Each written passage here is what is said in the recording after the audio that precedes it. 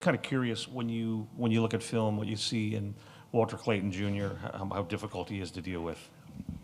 I mean, he's been difficult with that for everybody in the country. Like I told our guys, we just want to slow him down.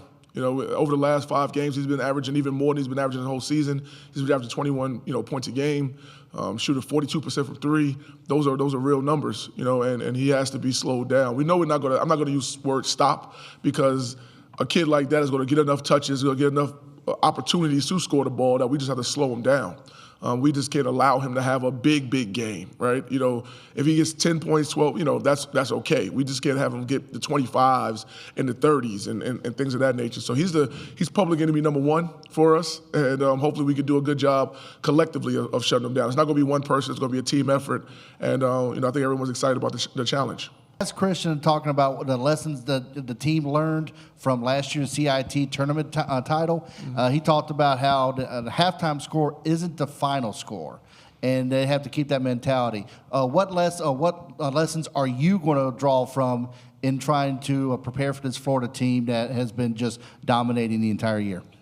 It's funny. I'm glad Christian listens, because we talked about that. We said that the most insignificant score is halftime score.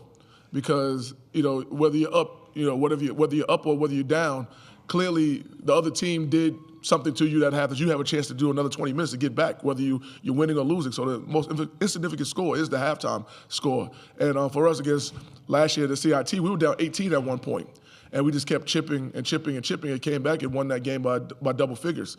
So Florida is not Indiana, Purdue, Fort Wayne. They're not them. They're a lot better than them. But at the same time, we've played a pretty tough schedule. We've played 5 NCAA tournament teams, and that was done on purpose to get to a moment like this. Right? We played Tennessee pretty close. We played, we beat High Point. We played a couple other people. We beat Alabama State. We played other people, close. That this shouldn't be a shell shock to us, right?